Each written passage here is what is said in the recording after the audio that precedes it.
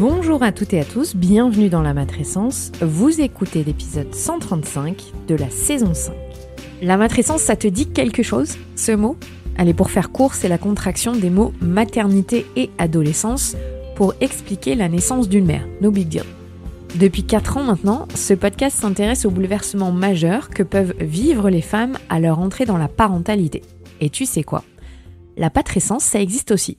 Donc ce podcast s'adresse à tous les parents, ou non d'ailleurs, qui veulent cheminer ensemble vers un monde meilleur et plus accueillant pour leur enfant.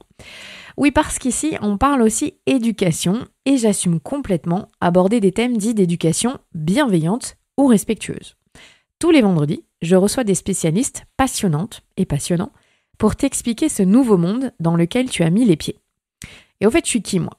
Je suis Clémentine Sarlat. J'ai créé ce podcast à l'arrivée de ma première fille en 2017, le tsunami de ma vie. Et à la base, je suis journaliste dans le sport, à la télé, mais j'aime bien avoir 1000 casquettes, donc tu m'as peut-être déjà aperçu dans ta télé pour parler rugby ou tennis. J'ai 3 filles, assez rapprochées, et j'ai accouché 2 fois à la maison, et ça aussi, ça fait partie de qui je suis. Allez, bienvenue dans ce podcast, let's go. La peur constitue une part normale de l'être humain, mais que se cache-t-il derrière la peur ? Comment arrive-t-on à dépasser ses peurs pour ne pas vivre tétanisé ? Angelo Follet est auteur, conférencier, thérapeute, mais aussi producteur de musique. Il a notamment produit les albums de Grand Corps Malade et il est le fondateur du compte Balance ta peur. Angelo est papa depuis près de 2 ans et l'arrivée de son fils a modifié son rapport à la peur, mais pas que. Dans cet épisode, Angelo raconte ses découvertes au fil de ses apprentissages. Il nous parle de la puissance de la thérapie de groupe.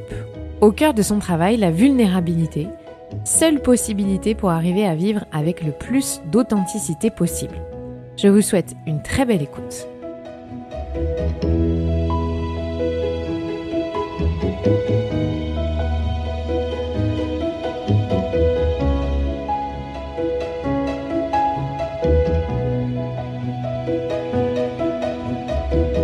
Salut Angelo. Salut Clem. Merci. Je t'appelle Clem, hein. Ça va ? Ouais, je t'en prie. Je crois que pas grand monde m'appelle Clémentine, ou alors j'ai fait quelque chose de pas bien. Ouais, Mes parents, Clémentine. tu sais, ce truc. Ouais. Donc appelle-moi Clem, ça me rassure. Ok. Mais ma première question, t'as eu 1000 vies. Comment est-ce que toi, aujourd'hui, à 38 ans, tu te définirais ? Waouh.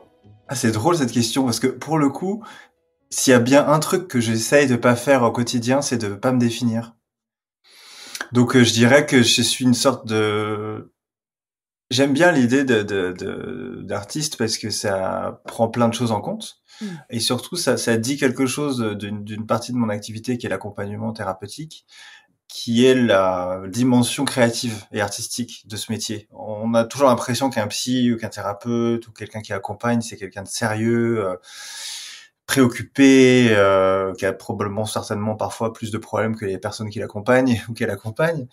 Et en fait, pour moi, c'est vraiment, je découvre tous les jours à quel point en fait il y a la dimension artistique et créative dans le métier d'accompagnant, je vais dire ça comme ça, pour être large. Donc je dirais que j'accompagne des personnes de différents domaines artistiques ou pas artistiques à travers surtout des formes de prise de parole, surtout des formats écrits aussi. J'ai l'impression que mon job, c'est tout le temps en fait de faire des rencontres et de découvrir des parties de moi, de faire découvrir à l'autre des parties de soi et d'évoluer comme ça. En fait, je suis pas sûr d'être dans un processus de tenter d'aider les gens ou d'essayer de les changer. Je trouve ça un peu je sais pas, un peu une forme de toute puissance qui me plaît pas du tout aujourd'hui, alors que j'ai évidemment été là-dedans pendant très longtemps.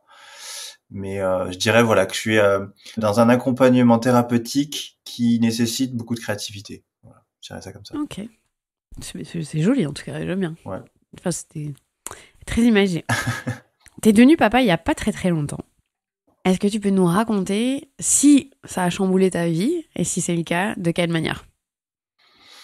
Bah ouais, ça a chamboulé ma vie. Ça a chamboulé ma vie dans le sens où ça a révélé ma vie. Ça a révélé ce que j'arrivais très bien à cacher avant d'être parent. Les domaines dans lesquels j'arrivais très bien à mentir avant à moi-même et aux autres avant d'être parent et c'est un enfant pour moi, c'est une espèce de révélateur de vérité.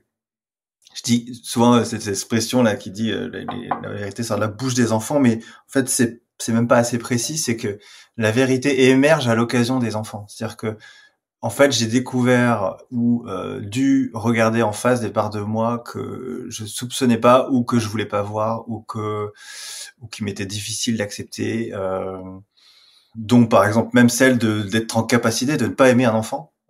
Tu vois, tu sais, tu te dis pas, tiens, je vais être parent, et puis peut-être il y a des moments où je l'aimerais pas, ou peut-être je vais pas l'aimer tout de suite et je vais apprendre à l'aimer, et peut-être ça va pas se faire si facilement. Donc toutes ces facettes-là et ces aventures humaines qui sont révélées à l'occasion de mon fils, en tout cas, font que ça m'a chamboulé dans le sens où ça a encore plus révélé ma vie.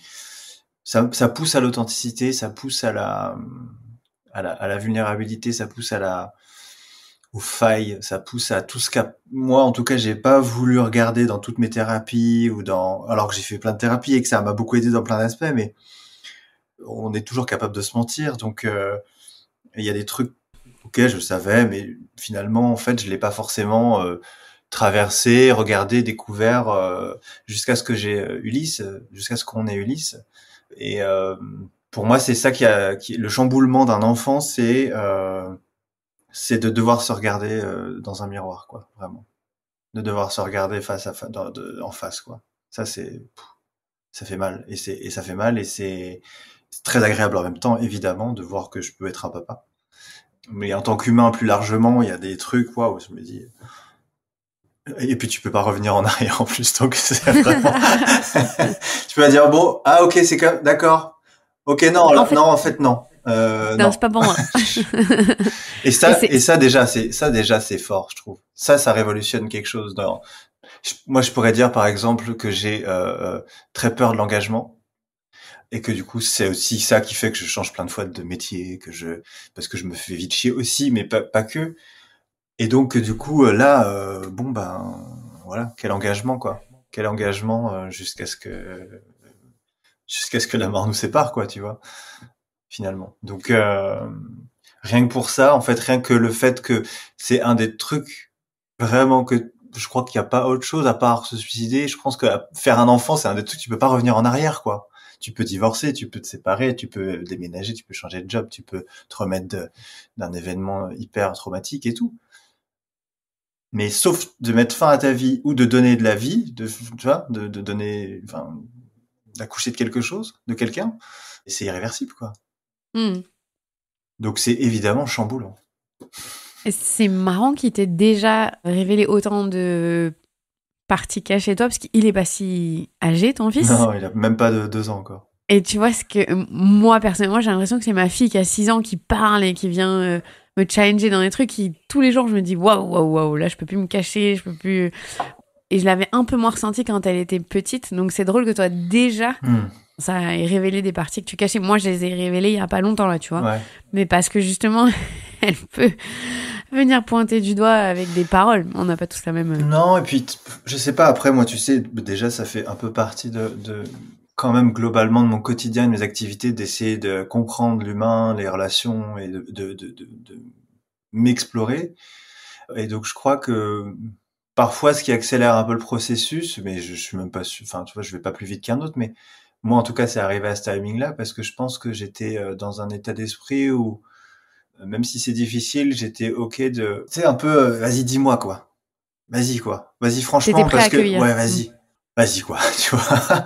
Donc après, lui, il fait ce qu'il fait, c'est-à-dire qu'il fait pas grand-chose à part être qui il est et vivre sa vie, tu vois.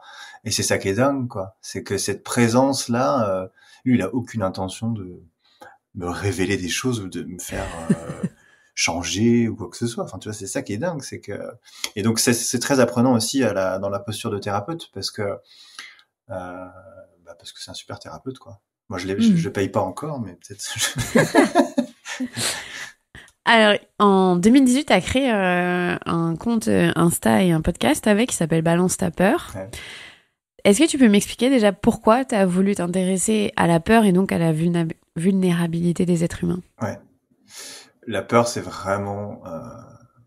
je crois que c'est un des mots que j'ai dit le moins et qui pourtant était le plus présent dans ma vie.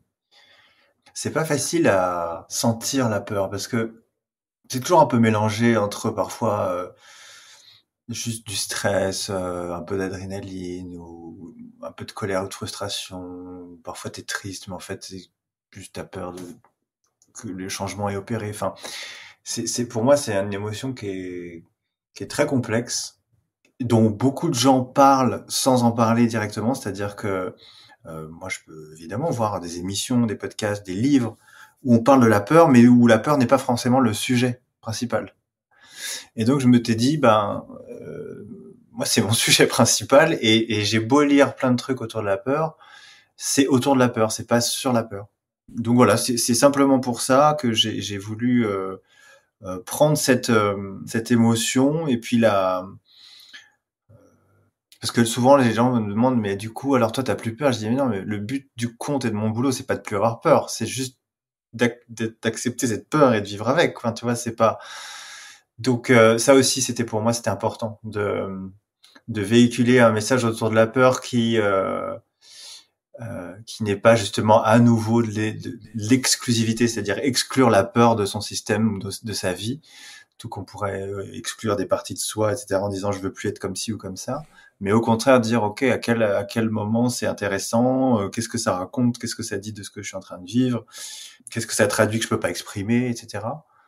Et ce qui était marrant, c'est que ça s'est tombé dans le confinement, enfin plus ou moins après, quand ça a vraiment émergé. Donc c'était pas marrant pour la sortie du livre parce que sortir un livre pendant le confinement c'était compliqué parce que la peur était au centre, mais c'était plutôt la peur de la mort, du Covid de la Covid et tout ça. Et du coup, c'est vrai que la peur dont moi je traite, qui est la peur dans les relations, était un peu moins intéressante à ce moment-là.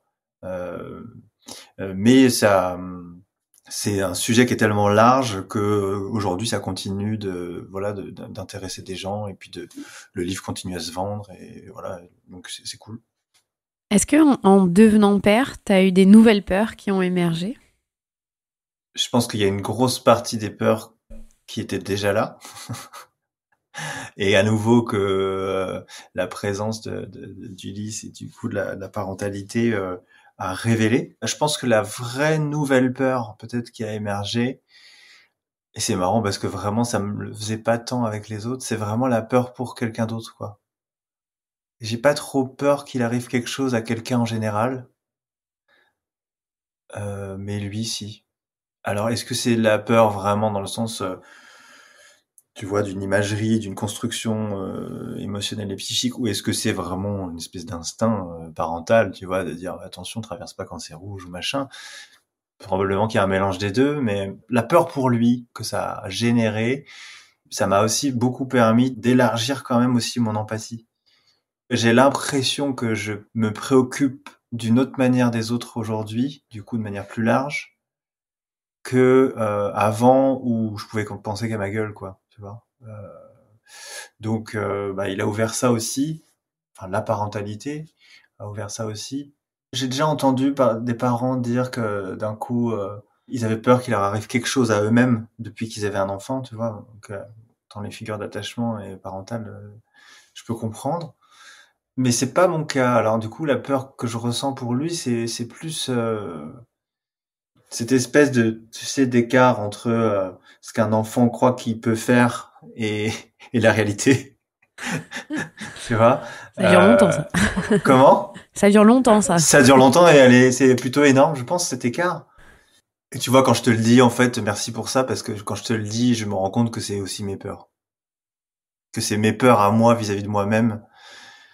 Tu vois, qui est cet écart un peu trop grand parfois entre ce que je pourrais avoir envie de faire ou croire que je peux faire ou être et la réalité. Donc en fait, je suis même pas sûr d'avoir peur pour lui, mais je pense que c'est juste que encore une fois, lui il me montre, ça permet d'avoir une espèce de support à travers lequel je peux ressentir des peurs que moi j'ai vis-à-vis de moi-même, mais qu'il est difficile de ressentir quand je suis seul. Donc en sa présence, je pense que j'ai peur de ce décalage-là, d'abord pour moi et que je projette sur lui après. Il se joue quoi derrière la peur? Je pense que vraiment il y a quelque chose de la faim, tu vois, derrière la peur, la faim, F-I-N. de la fin. Alors, ça peut être la mort, évidemment, mais la fin de quelque chose, quoi. La fin d'un moment, la fin d'une histoire, la fin d'un projet. La peur, pour moi, elle est vraiment à l'endroit des crises de croissance, des moments où il y a quelque chose qui change, tu vois. On est vraiment juste avant le changement. La peur, elle arrive juste avant le changement, juste avant qu'il y ait un truc qui bouge. Et où d'un coup, en fait, il faut renoncer à tout ce qu'on connaît ou à nos repères et accepter d'un coup un tout petit moment d'incertitude, de vide, de blanc, de silence, de mort, on sait pas, tu vois. Et c'est cet endroit-là pour moi l'endroit de la peur, c'est à ce moment-là, c'est au moment où ça flotte un tout petit peu, tu sais pas comment ça va se passer, quoi. Voilà. Ne pas savoir, pour moi, c'est ça la peur. Mm. Est-ce qu'il peut y avoir aussi un sentiment de honte derrière la peur? En tout cas, il me semble que la peur protège de la honte. Mm. C'est bizarre que dit comme ça, mais je le dis souvent, moi, en tout cas, dans les groupes ou dans les conférences, c'est que on utilise la peur sans s'en rendre compte. C'est-à-dire qu'on utilise la peur pour ne pas ressentir. Si je prends, par exemple, un truc très typique du style la peur de l'abandon, eh ben, en fait, on utilise la peur, donc la peur, en l'occurrence, de l'abandon, parce que c'est moins pire que de ressentir l'abandon. Et donc, du coup, il me semble que c'est un peu pareil pour la honte, c'est-à-dire que, effectivement, on pourrait dire que la honte est derrière, c'est-à-dire que, effectivement, la peur cache la honte qu'il pourrait y avoir en dessous. La peur de pas être légitime ou la peur de pas être assez ou la peur de se montrer, etc. peut dire quelque chose de la honte. Parce que la honte, c'est un truc très particulier, c'est le sentiment vraiment le plus fort vis-à-vis de soi-même. C'est-à-dire que c'est pas quelque chose qu'on fait, c'est quelque chose qu'on est déjà la honte ou qu'on n'est pas. Tu vois. Donc c'est déjà hyper collé à soi, tu vois. C'est même pas un truc que j'ai dont je pourrais me débarrasser puisque c'est moi là dont il s'agit. Et donc déjà ça c'est hyper intéressant et aussi parce que c'est le sentiment le plus fort dans le sens où c'est celui qui va inhiber tous les autres. C'est-à-dire qu'à partir du moment où il y a de la honte, c'est ce truc-là qui va contaminer et prendre toute la place. Il inhibe en tout cas toutes les émotions et toutes les autres, tous les sentiments qu'il pourrait y avoir conjointement ou en parallèle. Donc c'est vraiment le truc le plus fort qui fait que peut-être effectivement la peur peut traduire quelque chose de la honte. Mm. Comment est-ce qu'on se libère de sa peur, quelle qu'elle soit? Moi, alors, je vais te dire un truc que je dis à chaque fois et pourtant, vraiment, personne n'accepte cette réponse parce que c'est trop facile, mais c'est de la traverser. C'est-à-dire que j'ai beau chercher, lire, enfin, tu vois, étudier, etc., et puis même, comment dire, expérimenter. Il y a rien d'autre que de la traversée qui libère de la peur. C'est-à-dire qu'en fait, la peur n'a plus besoin d'être là et de se manifester à partir du moment où effectivement elle a été vécue. Enfin, l'objet de la peur a été vécu.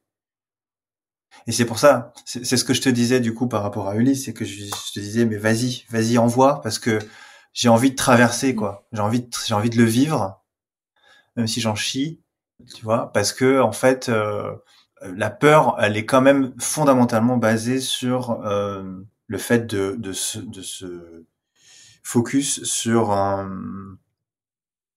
une sorte d'imaginaire autour de l'objet de la peur, quoi, tu vois. Donc quand on a peur de l'abandon, quand on a peur de pas être légitime, bah c'est tout un storytelling, toute une histoire, toute une narration qui est nourrie et qui se nourrit de lui-même autour de l'objet de la peur ou de la thématique et du coup ça aussi c'est ce qui fait que la peur perdure. Ça me fait penser à cette phrase, tu sais, qu'on entend souvent dire j'y vais mais j'ai peur. Mais c'est ça en fait. Ouais, c'est ça. C'est Et ça. vas-y. C'est exactement ça. C'est exactement ça. Mais par contre, tu vois, la phrase est simple. Mais par contre, je vois, moi, évidemment, dans mon quotidien, à quel point ce passage-là, il est compliqué. Et tu vois, c'est le passage dont je te parlais, du moment où tu passes de quelque chose que tu connais, de confortable, ou même si c'est inconfortable, en tout cas que tu connais, d'à peu près certain, à quelque chose que tu connais pas. C'est ce passage-là, ce changement. C'est pour ça que la peur, elle est liée au changement, en fait. Et c'est pour ça que d'ailleurs la plupart des gens vont dire je m'auto-sabote ou c'est pas que tu t'auto-sabotes, il y a la peur du changement qui est là-dedans, qui est inscrite là-dedans. Et c'est ce passage-là qui est un peu compliqué, quoi.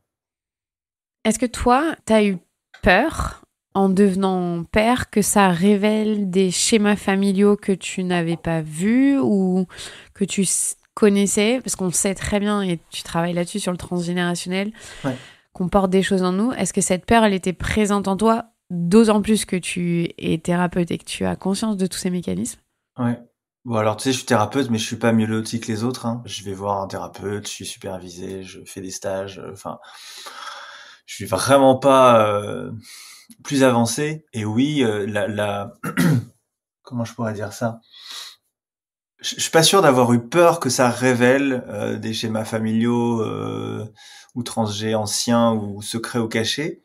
Au contraire, moi j'avais vraiment hâte de voir ce que c'est ce nouveau membre de l'arbre allait générer comme changement au niveau du système en général. Je suis très content de voir que et ça arrive d'ailleurs très souvent que nos propres parents puissent enfin comment dire, libérer, si tu veux, du poids d'avoir de s'occuper de leurs propres enfants et donc de s'occuper de leurs petits enfants, puissent vivre une parentalité beaucoup plus idyllique, dénuée de pression éducative, sociale, affective, etc. Parce que justement, souvent c'est ça, c'est putain mais je comprends pas, mes parents ils sont vachement plus sympas avec avec mon fils ou avec ma fille qu'avec moi quand j'étais enfant et que j'étais à la maison. Et oui, c'est normal parce que du coup, c'est plus le même champ, si tu veux, familial, et c'est plus le même champ qui génère cette pression-là. Donc, je suis plutôt content moi que ça révèle des choses, sachant que ben, l'arbre d'Ulysse n'est pas mon arbre puisqu'il y a l'arbre aussi de sa mère dans son arbre. Donc ça devient vraiment très complexe. Et moi, je me prends encore des grosses vagues de secrets de famille et de prise de conscience de climat qui était vraiment malsain pour moi, mais qui finalement disent quelque chose à travers lui, parce que du coup, je vois ma famille, cette même famille, avec lui, et il y a eu parfois certaines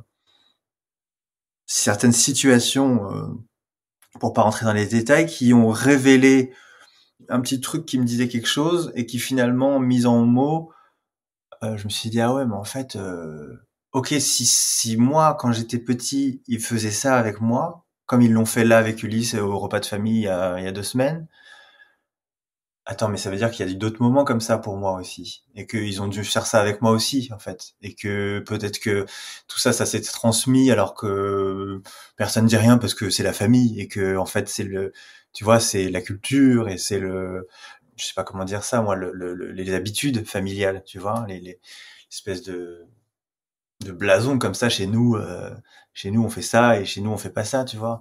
Et en fait je suis actuellement encore en train de je me suis pris une décharge monumentale cette semaine en séance de thérapie de couple, qui a révélé quelque chose de ma famille dans un contexte incestuel, qui partait soit de notre couple qui était en thérapie, soit de quelque chose qui était arrivé avec Ulysse, justement, un repas de famille.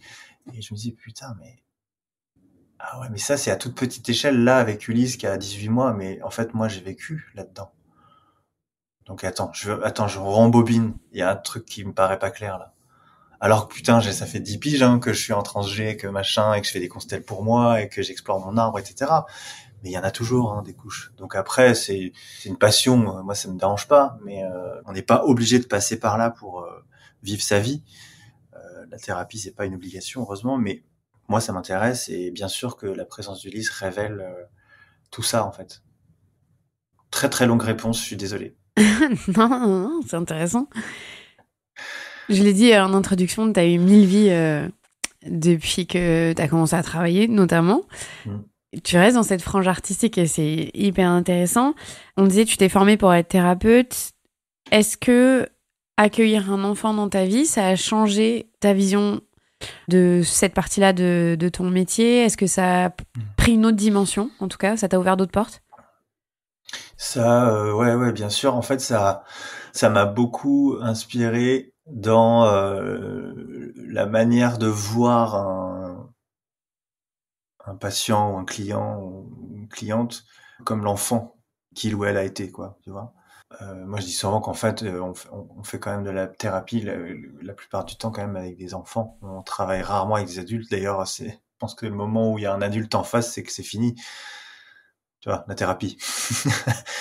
Donc, la personne a beau avoir 30, 40, 50, 60, 70, 80, c'est l'enfant à qui on parle. Et j'aime pas trop l'idée de l'enfant intérieur parce que pour moi, il est pas que intérieur, quoi. Il est là, il déborde, et tu vois, ça transpire. Et il est pleinement à l'extérieur aussi. Et donc, du coup, déjà, ça m'a montré un peu plus, enfin, ça m'a aidé un peu plus à avoir ce regard-là.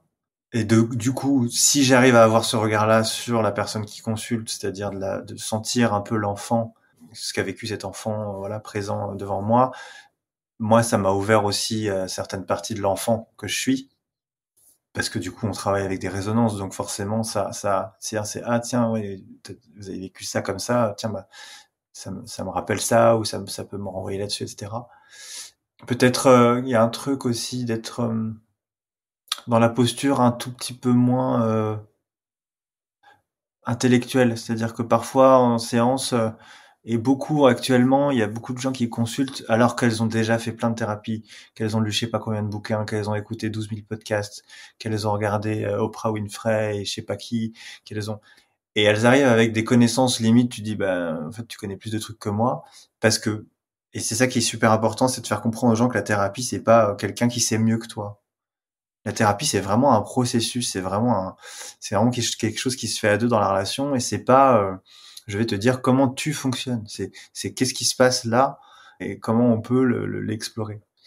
Et du coup, ça m'a permis d'avoir un enfant, d'être peut-être un peu moins dans l'intellect et un peu plus dans le jeu. Donc utiliser aussi parfois tu vois, beaucoup de créativité, travailler avec l'espace, travailler avec le mouvement, travailler avec le corps, travailler avec des cartes, travailler avec des jeux, travailler avec du dessin, travailler avec des sons, travailler avec tout ça, l'imaginaire.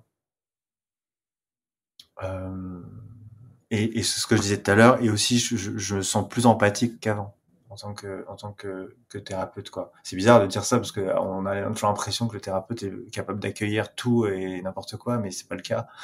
C'est pour ça qu'on est en supervision d'ailleurs, c'est parce que ça nous renvoie des fois à des trucs trop difficiles, trop différents, trop incompréhensibles. Et donc du coup, on travaille là-dessus. Donc j'ai l'impression d'être un peu plus accueillant qu'avant et un peu plus dans le jeu qu'avant. Ouais. Le jeu J-E-U. J-E-U, oui. Ah, le côté ludique, ouais. Qui joue avec l'enfant en même temps. Qui joue avec l'enfant, ouais. Les enfants, on a besoin de jouer. Nous, les adultes, on a oublié de jouer. On devrait jouer plus. Ah ouais. D'ailleurs. Ouais.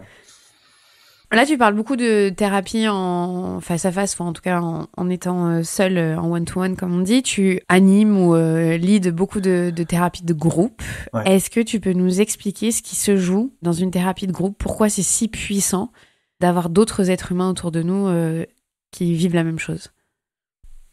Moi, il me semble que la thérapie de groupe, le groupe, c'est quand même ce qui est le plus proche de la réalité déjà. Parce qu'on est rarement tout seul avec quelqu'un, tu vois. Enfin, je veux dire, ce qui se passe en individuel, c'est unique. Et c'est pour ça que cet espace, il est si particulier et que c'est pas du tout comme si t'allais juste parler à quelqu'un ou discuter avec une amie ou un ami et prendre des conseils, ça n'a rien à voir. C'est un espace qui est très particulier, mais c'est un espace qui est tellement particulier que parfois, moi, ce dont j'ai pu me rendre compte, c'est que c'était un peu trop particulier parfois. Et que il y avait aussi un décalage entre ce qui se passe en thérapie et puis une fois que la personne sort de la séance et qu'elle retrouve sa vie de tous les jours et que, merde, comment on fait quand il y a les autres? Donc pour moi, en fait, il y a quelque chose qui ne marche pas en individuel, qui est qu'il n'y a pas les autres, alors qu'on ne vit qu'avec les autres. Même si de temps en temps on peut faire une retraite en haut de la montagne, mais donc pour moi déjà c'est plus proche de la réalité psychosociale. Et en plus de ça, la thérapie en groupe. Alors il m'arrive de faire de la thérapie en groupe, c'est-à-dire de la thérapie individuelle en groupe, tu vois, où je vais faire un travail de séquence thérapeutique individuellement, mais en présence des autres, ce qui fait que les autres ont leur propre résonance par rapport à ce qui est en train de se dire, alors que je suis pas en train de leur parler, etc. Et il y a la thérapie de groupe où là, on va essayer de comprendre la dynamique du groupe. Et donc souvent les constellations familiales que je fais aussi, ça, c'est plus proche de la thérapie de groupe. Donc on travaille sur le système entier, alors que la thérapie en groupe, c'est la thérapie individuelle avec d'autres. Donc ça, c'est important aussi de le différencier parce que c'est pas le même boulot. Et donc, c'est une micro-société, une micro-famille, hein, un groupe. C'est-à-dire que très vite, vont être projetés les membres de la famille, certaines personnes de la famille, certaines figures d'attachement, certains souvenirs, etc. Faire résonance avec les histoires des uns et des autres. Moi, ce que j'aime par exemple dans les constellations familiales, c'est que même quand tu es participant ou participante à une place qui t'est attribuée, le fait que tu choisisses d'incarner cette place-là, que tu y ailles toi, fait que ça va aller chercher dans ton système à toi quelque chose qui est de commun avec la personne que tu représentes. Et donc du coup, c'est pour ça que ça marche et que c'est pour ça que c'est très puissant le travail en groupe, c'est parce que en fait tout le jeu de projection, d'identification est exacerbé beaucoup plus que si tu as toujours le même thérapeute en face de toi à chaque séance, puisqu'en fait tu n'as tu peux avoir qu'un seul reflet quoi quelque part, tu vois, quand tu es en individuel, alors qu'en groupe c'est la boule à facettes, que ce soit 8 ou 15 ou 20 ou 30, d'un coup en fait t'as plusieurs fois une version de toi, une autre version de toi, une version de ta mère, une version de ton père, etc. Parce qu'évidemment ça reste que du transfert et de la projection, c'est pas ce que la personne voit de similaire chez les autres, en fait, c'est vraiment ce qu'elle met sur elle, quoi. Donc c'est extrêmement puissant, mais du coup c'est très chamboulant aussi le travail de groupe, parce que c'est pour ça que je fais que des sessions de 1 journée, 2 journées, où les longues elles durent 5 jours, mais après en général les gens ils en font pas 3 ou 4 d'affilée, tu vois, ça demande un temps de digestion, quoi. Et l'autre dernier avantage pour moi que par rapport au groupe, c'est que tu te fais des vrais amis aussi, quoi. Parce que t'es dans un moment où t'es tellement à poil et fragile et vulnérable que c'est rare d'être vu et de voir comme ça. Donc ça crée des liens très forts. Moi, je sais que la moitié de mes amis proches aujourd'hui sont des gens que j'ai connus dans ce genre de contexte, quoi. Donc voilà, ça permet d'être vu. Il y a peu d'espace dans notre société pour que les hommes puissent avoir des espaces de parole. Je sais que tu participes à ces groupes de parole. Est-ce qu'en thérapie de groupe, les hommes osent venir et s'exposer au regard des autres sur leur vulnérabilité, ou tu travailles majoritairement avec des femmes finalement? Moi, j'ai aucune préférence, mais Non, c'est pas toi qui choisis. Mais effectivement, non, mais ça pourrait. Tu sais, je pourrais dire, vrai. non, je préfère travailler avec des femmes. Et effectivement, dans les expériences que je propose, il y a à peu près comme sur le compte Insta, hein, il y a, je crois que c'est 14% d'hommes. Donc en gros, sur un groupe de 10, tu vas avoir 2 mecs, quoi, souvent. Donc ça, c'est un phénomène. Et en même temps, le phénomène parallèle, c'est que j'ai 2 listes de 10 personnes, de 10 hommes en attente pour les cercles d'hommes, les groupes d'hommes à la partir de la rentrée de l'année prochaine, quoi.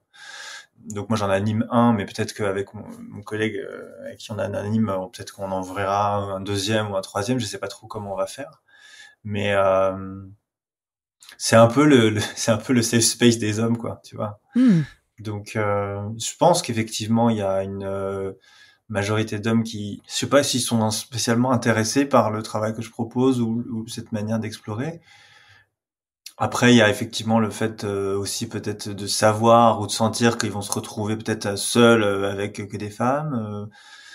Je sais pas, peut-être qu'il y a ça joue, mais j'ai l'impression en tout cas que de proposer des espaces exclusivement réservés aux personnes qui se disent hommes, d'ailleurs, enfin tu vois, on a que des hommes de sexe masculin, mais il pourrait y avoir des hommes trans, ce serait pas un souci. Au contraire, même, je pense que ça viendrait enrichir les conversations. Mais sinon, je vois pas comment aujourd'hui, parce que c'est un peu la question que je me pose moi et que tu poses là finalement, c'est ouais, effectivement, je travaille avec des hommes, mais c'est quand même plus facile quand il y a que des hommes, quoi. Ok. Ouais. Et je sais aussi pour moi, hein, enfin je veux dire, moi aussi, je vois bien que je parle pas de la même manière, tu vois. Mais ce qui est la même expérience pour nous quand on a nos cercles de femmes. Il y a C'est ça. aussi une réalité qui fait qu'on est peut-être un peu plus libre, ou en tout cas on a la sensation, peut-être biaisée, hein, que les gens qui sont là comprennent ce qu'on ressent. Et... Ben ça je comprends, mais c'est aussi une question que je me pose, c'est-à-dire que j'ai envie que ça soit inclusif. Et donc du coup, en fait, qu'est-ce que ça voudrait dire un cercle d'hommes ou un cercle de femmes aujourd'hui si quelqu'un se reconnaît ni dans l'un ni dans l'autre? Moi, j'ai pu entendre voilà des questionnements autour de ça, autour de je sais pas moi des trucs très basiques comme ok mais alors on fait comment avec les toilettes si c'est les toilettes des hommes, toilettes des femmes, des vestiaires dans des salles de sport, tu vois, si c'est les vestiaires hommes, vestiaires femmes, enfin tu vois, l'inclusivité pour moi elle doit vraiment moi en tout cas à ma place je dois vraiment faire l'effort de me poser la question. J'ai aucune réponse toute faite là-dessus, je suis en réflexion, mais je me dis ok il y a quand même de plus en plus de jeunes et on est parents nous donc voilà ils vont peut-être passer par là de se dire bah non papa en fait non arrête de dire que je suis un garçon, je suis ni un garçon ni une femme ou ni un garçon ni une fille ou ni un homme ni une femme. Ok Ulysse, très bien, mais du coup bah comment je fais quand je vais l'accompagner à tel truc et que du coup bah il y a marqué garçon ou fille ou homme-femme ou tu vois, bah non Ulysse tu peux pas aller dans ces toilettes là, c'est pour les filles. Bah non mais je suis pas un garçon donc ça va. Oui, mais du coup, tu vois, enfin voilà, moi c'est des questions que je me pose aujourd'hui parce que je crois que en fait là où on pourrait vraiment se faire déborder nous jeunes parents, je sais pas quel âge on les tient, mais c'est à cet endroit-là, hein. C'est à l'endroit de la révolution du genre et de la révolution des sexualités et des communautés. Moi je suis dépassé, hein. C'est pas du tout mes questionnements d'ado quoi, tu vois. Non, c'est Moi, je me demandais juste si elle voulait bien sortir avec moi et comment rentrer cette figure de skate parce que je faisais du skate. Enfin, tu vois, j'étais pas trop dans ces questionnements-là, quoi. Est-ce que dans tes groupes thérapeutiques, est-ce que ceux qui sont devenus parents ont un chamboulement particulier? Est-ce que vous abordez ce thème-là? Oui, Ou est-ce que... Donc oui. ouais. Et ça révèle quoi dans les groupes? En fait, ça m'intéresse dans les... Tu vois, dans la thérapie de groupe, Ouais. devenir parent, ça prend quelle dimension et ça prend quelle place?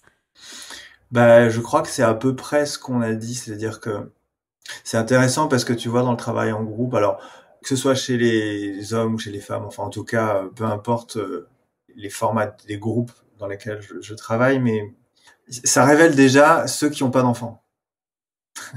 Ceux et celles qui n'ont pas d'enfants. C'est-à-dire que ça crée quelque chose d'assez différent dans le travail que moi je dois mener, par exemple. Parce que, ben, en fait, il y a des questionnements, par exemple, que la personne se pose dans son actualité, dans son présent, mais parce qu'elle n'a pas encore eu d'enfant ou peut-être qu'elle en veut pas, etc. Tu vois, qu'elle se poserait plus ou qu'elle se poserait différemment dans 3 ans quand elle sera maman ou quand il sera papa. Tu vois. Et donc, du coup, moi, en tout cas, hein, du point de vue de la thérapie, ça change vachement. C'est-à-dire que ça remet en perspective le truc de, attends, peut-être là, il n'y a pas vraiment de problème ou il n'y a pas vraiment de questionnement parce qu'en fait, c'est juste que cette personne en est à cette phase-là de sa vie et que quand elle aura un enfant, cette question-là sera différente, tu vois. Mais ce que ça révèle, en tout cas, chez les personnes qui sont parentes et qui font ces travaux-là, c'est que ça révèle beaucoup plus grand que le triangle familial classique. C'est-à-dire que ça révèle vraiment le système transgénérationnel. Ça part toujours très vite sur du transgénérationnel après parce que ça révèle des valeurs, des systèmes de pensée, des mécanismes de défense du système familial qui parfois sont ancrés depuis le Moyen Âge, quoi. Vraiment, parfois tu peux remonter jusqu'au Moyen Âge, tu peux remonter jusqu'à la Première Guerre. Tu vois, par exemple, quelqu'un qui serait parent, mais qui viendrait pas pour sa parentalité, mais qui serait parent, et qui viendrait pour, par exemple, son rapport à son métier, à la profession ou son rapport à l'argent. Elle vient pour ça, donc elle vient a priori pour un truc très perso, quoi. Tu vois, c'est qui lui appartient à elle. Et finalement, le travail en groupe va révéler des dynamiques relationnelles déjà avec ses propres parents, avec probablement la fratrie, parce qu'il y a tout le travail de fratrie, c'est encore un autre travail. c'est encore d'autres dynamiques. Le rapport à ses grands-parents, ses arrière-grands-parents. Alors, idéalement, si on arrive à remonter jusqu'aux arrière-grands-parents, c'est bien, parce que le transgénérationnel commence à partir de la 4e génération, donc des arrière-grands-parents. Sinon, on dit que c'est intergénérationnel, c'est-à-dire que c'est grands-parents, parents et puis enfants.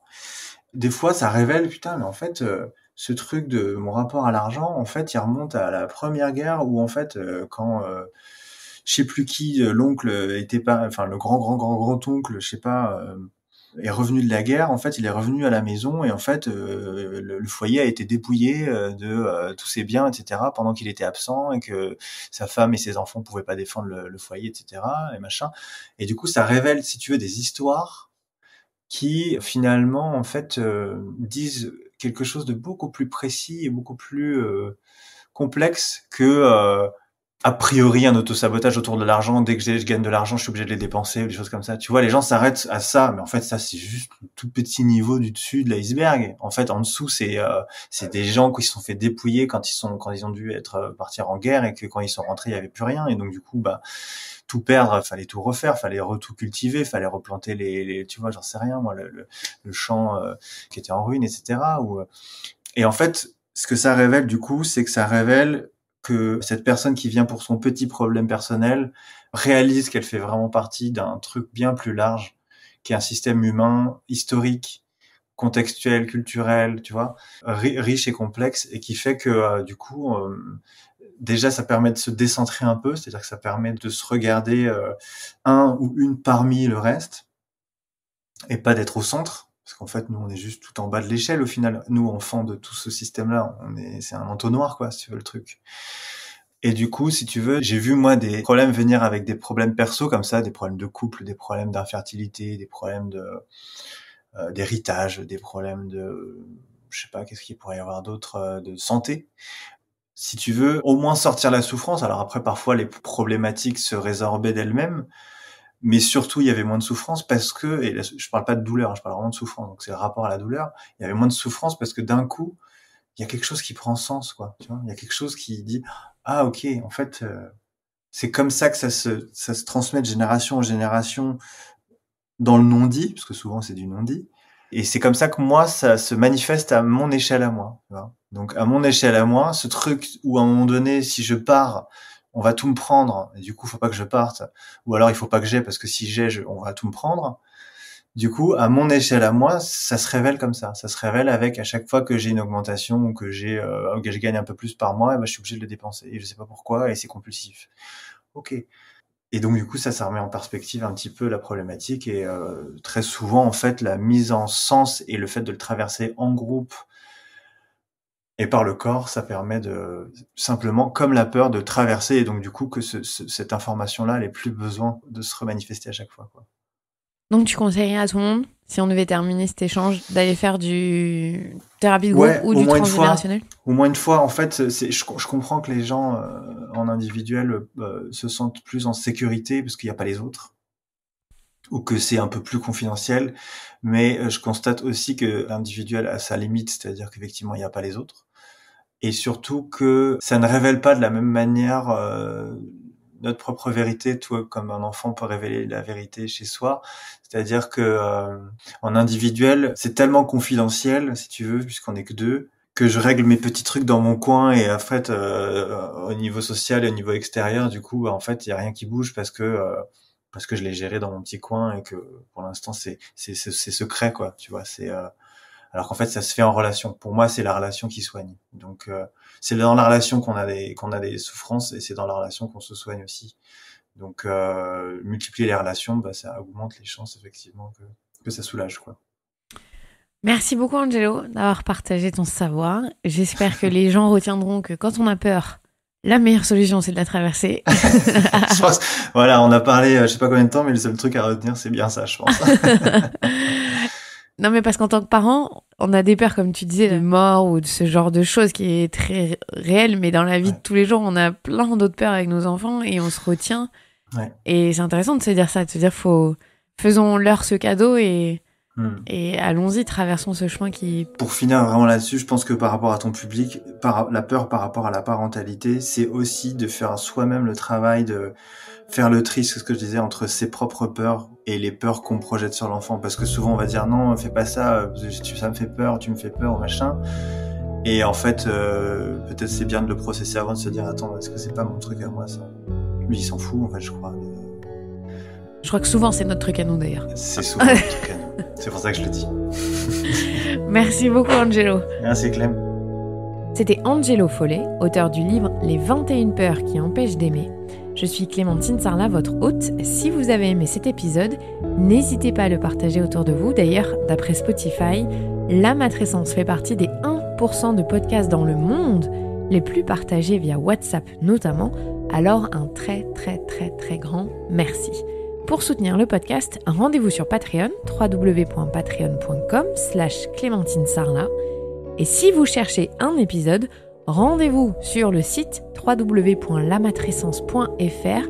Vous avez un onglet recherche, vous tapez le mot-clé et vous trouverez l'épisode qui vous correspond. À la semaine prochaine, prenez soin de vous.